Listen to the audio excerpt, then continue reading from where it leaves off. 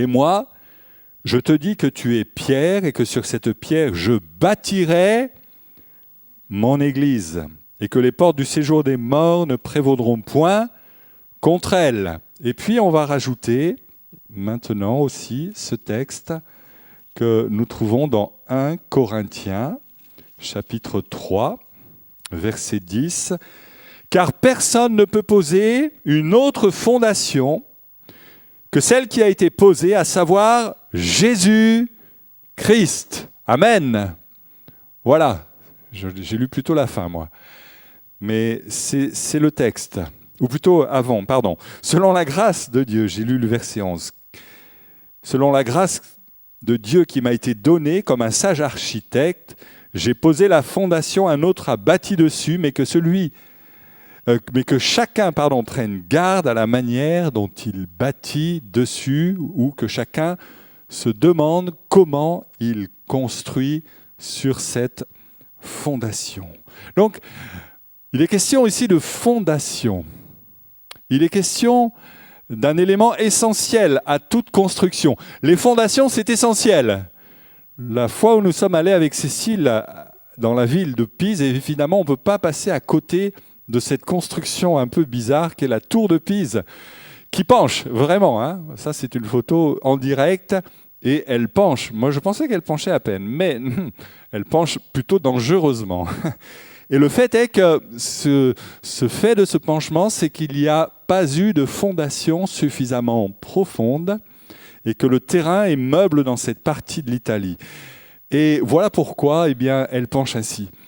Mon père, en 1976, j'avais alors 9 ans, mes parents ont acheté un terrain un petit peu à la campagne, en dehors de la ville. On en avait marre de la poussière des usines de la vallée du Rhône. Et on est allé un petit peu dans les terres. Et il a commencé à construire de ses mains sa propre maison. Et je me souviens qu'il avait sa pioche et il faisait des tranchées. Et à un moment donné, après quelques mois de travaux, il y avait des barres de fer qui sortaient du sol avec, au fond de ces tranchées, une couverture de ciment. Et je me souviens qu'il m'avait dit, voilà, le travail le plus important de la maison est fait. Alors moi, à 9 ans, je disais, mais non, le travail le plus important, c'est quand j'aurai ma chambre, quand je pourrai jouer. Mais il m'a dit, voilà, on vient de couler les fondations. Et le plus gros du travail est fait. Je n'avais pas compris à l'époque, mais maintenant je comprends. Je comprends véritablement ce qu'il a voulu dire. Vous savez, il y a une règle essentielle en termes de maçonnerie, en termes de génie civil, en termes d'architecture, c'est qu'on ne peut pas construire un bâtiment plus imposant que ne le permettent les fondations. C'est pas possible. On ne peut pas ériger une construction plus grande que ne peuvent le soutenir les fondations. Si on traduit au plan spirituel et de l'Église, on pourrait tout à fait dire que les fondations de votre assemblée détermineront sa taille, sa force et sa vitalité. On ne pourra pas construire une Église qui soit plus importante que les fondations ne peuvent les supporter. Et je crois que l'essentiel pour nous, c'est de réfléchir aux fondations. Quelles sont les fondations qui sont celles de l'Église, de l'Assemblée de Dieu de Limoges? Voilà la question tout à fait importante à se poser. J'aimerais vous dire qu'il y a des avantages à avoir de bonnes fondations. Je parle maintenant sur le plan spirituel et de l'Église. Premier avantage, c'est que d'avoir de bonnes fondations donne un bon moral. J'ai remarqué au fil du ministère qu'il y avait des églises qui avaient une couleur un petit peu taciturne et morose, tandis que d'autres étaient joyeuses et dynamiques. Et c'est tout à fait flagrant. Il y a des églises qui semblent être au ralenti dans leur marche avec le Seigneur, tandis que d'autres sont pleinement convaincus et semblent aller de l'avant en dépit des difficultés et des obstacles qui, certes, ne manquent pas sur sa route. Qu'est-ce qui fait la différence entre les premières églises et les secondes ? Dans la parole de Dieu, toujours dans l'épître de Paul aux Corinthiens, chapitre 1er aux Corinthiens, chapitre 1er, verset 10, Paul dit « Je vous exhorte, par le nom de notre Seigneur Jésus-Christ, tenez tous le même langage, qu'il n'y ait point de division parmi vous, mais soyez en plein accord dans la même pensée et dans la même opinion. » Paul, ici, ne dit pas qu'il faut qu'on soit uniforme et qu'il n'y ait pas de variété au milieu de nous. Mais il veut signifier que concernant la marche de l'Église, nous devons vivre en réelle harmonie. On ne peut pas envisager de marcher d'une manière disharmonieuse. L'un va tirer à U et l'autre à dia. L'un veut aller à gauche et l'autre à droite. Ça ne va pas aller. On ne va pas avancer. Il dit « accordez vos pensées ». Et dans une autre traduction, au lieu d'être dans la même opinion, il dit « visez le même objectif ». Visez le même objectif. Mission et morale vont de pair. Si les fondations d'une église, si les buts d'une église, les objectifs, la vision sont superficiels, sont flous, vous pouvez être certain que le moral de cette église sera bas. Parce qu'il n'y a rien de plus décourageant qu'une église qui ne sait pas pourquoi elle existe sur terre et quelle est sa raison d'être. Il n'y a rien qui puisse plus décourager quelqu'un que de ne pas savoir où il doit aller. Et on a besoin de redécouvrir quel est le projet de Dieu pour l'Église avec un grand E. Je ne dis pas d'inventer quelque chose de nouveau, mais de redécouvrir. Parce que, croyez-moi, le plan de Dieu pour l'Église, il est écrit depuis des millénaires. Il est contenu dans la parole de Dieu. Il est consigné à l'intérieur de la parole de Dieu. Et je crois que c'est important que nous nous posions cette question. Qu'est-ce qui va nous permettre de progresser ? Qu'est-ce qui va nous permettre d'aller de l'avant ? Parce que ça donne du moral. Amen. Parce qu'on connaît l'objectif et qu'on va chercher à l'atteindre. Un deuxième avantage d'avoir des bonnes fondations, c'est que ça limite les frustrations. J'ai observé, alors c'est pas péjoratif ce que je vais dire, c'est pas réducteur, mais il y a 3 types de personnes dans l'Église. Il y a les éparpillés. C'est-à-dire ceux qui vont aller entreprendre tel service un jour et tel autre service un autre jour, et 3 semaines après, ils leur passent une lubie et ils vont faire encore autre chose. Ils sont toujours à droite et à gauche. Il y a les concentrés, ceux qui commencent déjà à comprendre qu'ils ne pourront pas tout faire dans la vie. Ils n'ont que 2 mains, 2 pieds, une tête. Et il faut qu'ils se concentrent sur un service. Et puis, il y a vraiment les focalisés. Les focalisés, c'est ceux qui savent ce pourquoi ils sont créés, ce qu'ils ont à faire sur terre, ce que Dieu leur a donné d'accomplir. Et eux, ils ne s'embarrassent pas de quoi que ce soit d'autre. Ils vont à l'essentiel. Des fondations claires nous permettent de savoir ce qu'on a à faire et aussi ce qu'on n'a pas à accomplir en même temps. Et ça, c'est important, c'est essentiel. Il faut qu'on sache ce qu'on a à faire et seulement ce qu'on a à faire. Le secret de l'efficacité, c'est de savoir ce qui compte vraiment et de le faire sans se soucier de tout le reste. Vous savez, Jésus a passé 3 années et demie seulement parmi nous, sur la terre des hommes.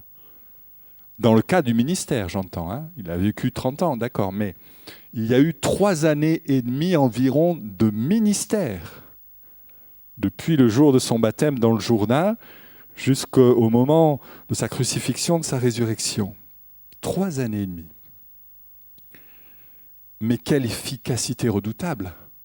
C'est incroyable le témoignage qu'a laissé le Seigneur et l'efficacité qui a été la sienne. Jésus fait partie, dans mon raisonnement, des focalisés, vraiment. Il avait une mission, le salut de l'humanité. Je suis venu non pour juger, mais pour sauver le monde. Point. C'est mon mandat, c'est ma mission. Et tout ce que le Seigneur a fait, jour après jour, pendant ces 3 années et demie, convergeait vers ce but. Était là pour mettre en évidence cette réalité du royaume de Dieu et de l'amour du Père pour les pécheurs que nous sommes. Amen. Et il a été centré sur cela. Souvent j'entends, pasteur, on devrait faire ceci. Pasteur, j'ai entendu dire que dans telle église, ils faisaient cela. On ne pourrait pas le faire, nous aussi? Ça serait bien qu'on puisse faire des brocantes. Pourquoi pas? Ça serait bien qu'on puisse évangéliser Katmandou, au Népal, faire un voyage humanitaire. Pourquoi pas? Mais on doit toujours se poser la question, devant tel ou tel projet, est-ce que cette activité rentre dans notre champ d'action? Est-ce qu'elle correspond, cette activité, à ce que Dieu a établi pour l'Église source de vie à Limoges? Et si c'est oui, alors ok, on va prendre en considération la chose, on va réfléchir, on va se mettre autour d'une table, on va prier, on va demander à Dieu son conseil. Mais sinon, c'est inutile d'épuiser nos forces. J'ai trop vu dans des églises des gens épuisés, fatigués, parce qu'ils étaient au four et au moulin. Vous connaissez l'expression? Et sans but précis, on peut vivre des frustrations. Comme Ésaïe, qui, au chapitre 49 et au verset 4, disait « C'est en vain que j'ai travaillé, c'est pour du vide, pour de la vanité que j'ai consumé mes forces. » C'est terrible. C'est terrible de faire ce constat parce qu'il est dans la frustration. Il n'y a rien de plus frustrant que l'indécision et de ne pas savoir la direction qu'on doit suivre. Je me souviens, j'étais encore ado, en colo, et à un moment donné, l'équipe des animateurs nous ont dit « on va faire telle randonnée ». Et au fur et à mesure qu'on marchait, on se rendait compte qu'ils regardaient souvent la carte. À l'époque, il n'y avait pas de GPS, hein. On est d'accord? Ils regardaient leur carte, ils la tournaient dans tous les sens. Et nous, on marchait. Puis au bout d'un moment, après des heures de marche, on s'est rendu compte qu'on avait fait un tour. Au lieu d'aller dans une direction, on avait tourné en rond, on était retourné pratiquement au point de départ. Et là, ils étaient confus en disant « mais on n'a pas regardé avant quel était le chemin à emprunter ». Une autre fois, les animateurs, pas dans cette même colo, mais ils nous ont dit on va voir un site archéologique, un site artistique, touristique, remarquable. Alors on a marché aussi, et on arrivait devant ce qui devait être une belle ville à flanc de montagne, sauf qu'il y avait un brouillard à couper au couteau. Frustration, terrible. Et parfois j'ai l'impression que dans nos vies d'église, on est un peu dans le brouillard, on ne sait pas vraiment discerner ce que Dieu souhaite, ce que Dieu désire, et ça crée de la frustration dans le cœur de ceux qui, pour autant, aiment et veulent servir. Est-ce que nous avons des objectifs et des fondations claires, précises, pour ensuite construire selon le plan de Dieu? Et puis, avoir des fondations, de bonnes fondations, permet... Je dirais la concentration. Je vais vous expliquer. Je prends une feuille de papier. Imaginez, je n'ai pas les articles avec moi, je n'ai pas ce qu'il faut, mais imaginez que j'ai une lampe torche. Je pointe la lampe torche sur ma feuille de papier. Il ne va pas se passer grand-chose. Une lampe torche. Maintenant, j'ai une loupe. Et il y a le soleil. Et je mets la loupe avec le soleil, qu'est-ce qui va se passer? Ça va commencer à roussir pas mal. Hein? Ça va être autre chose que la simple lampe torche. Et maintenant, j'ai un rayon laser. Et là, je mets ma feuille une demi-seconde et croyez-moi, faut pas mettre la main en plus, hein? Parce que ça va brûler tout à fait rapidement. Plus on concentre le rayonnement lumineux et plus il est efficace. Et plus il a un impact. plus une vie de chrétien, plus une église est concentrée dans les objectifs de Dieu, et plus elle aura un impact important dans la société, autour d'elle. Plus elle sera pertinente dans son témoignage, plus l'impact sera grand. Paul pouvait dire, l'apôtre Paul, « Je fais une chose, oubliant ce qui est en arrière, je me tends vers ce qui est devant moi, je cours vers le but. » Paul avait un but. Il n'allait pas de droite ou de gauche comme cela, n'importe comment, mais il avait un but précis. Il avait un plan de route. Il savait où il devait aller. Beaucoup d'églises se spécialisent dans beaucoup de choses secondaires. Des choses qui sont louables, hein, des choses qui sont, j'allais dire, spirituelles même, mais secondaires aux yeux du Seigneur. Et on peut ainsi faire quantité de choses, on peut organiser quantité de choses, mais parfois, à se concentrer sur des choses secondaires, c'est un petit peu comme si on avait la lampe torche et qu'on essayait de perforer la feuille de papier avec cela. Et on n'y arrive pas. Et on a besoin de se recentrer, de se concentrer sur l'essentiel. Il ne s'agit plus de rien faire, on est d'accord, mais de faire en fonction de nos objectifs, de nos fondations, à nous, Église de Limoges, de faire l'essentiel et de rechercher à le faire avec excellence. Voilà le plan de Dieu. Voilà ce que Dieu désire pour chaque Église. Alors, je vous pose une question simple que vous devrez méditer, réfléchir au plan individuel, et puis aussi on le fera au plan plus collectif. Est-ce que vous connaissez quelles sont les fondations de votre Église à Limoges? Est-ce que vous avez déjà réfléchi à quels sont les objectifs que Dieu souhaite que nous atteignions par sa grâce et avec son aide? Est-ce que vous y avez seulement, à un moment donné, réfléchi dans votre vie personnelle? Quel est, l'objectif de Dieu pour l'Église de Limoges? Ça ne sera pas le même que l'Église, je ne sais pas, à Périgueux, à Brive, à Angoulême. Ça sera l'objectif de Dieu pour son Église ici. Amen. Alors, je vous invite à revenir dans les groupes de maison. Je vous invite à aller, à vous rendre dans ces groupes de maison en semaine pour prier, pour chercher le conseil de Dieu, pour revenir sur cette méditation. Et puis, est-ce que je veux être performant ou est-ce que je veux être efficace? Il y a une différence. Il y a une grande différence. Alors, je vous donne un indice. Paul dit dans Philémon, verset 6, « Ce que je lui demande, c'est que ta participation à la foi soit efficace pour la cause de Jésus-Christ. » On peut vouloir être performant dans des domaines et être à côté de la volonté de Dieu. Et puis désirer vraiment être efficace dans un seul domaine et le faire le plus excellemment possible. Que Dieu nous aide à rechercher, à creuser en profondeur et à trouver les fondations. Vous savez, on m'a questionné récemment sur la vision. La vision, qu'est-ce que c'est que la vision? La vision, ce n'est pas très compliqué, hein. Je pense que toutes les églises du monde, qu'elles soient en Ukraine ou ailleurs, ont la même vision. Je parle d'églises de gens nés de nouveau, par l'Esprit de Dieu, engagés dans un processus de vie. Eh bien, ces églises-là, elles n'ont pas beaucoup d'objectifs. Ils sont très simples.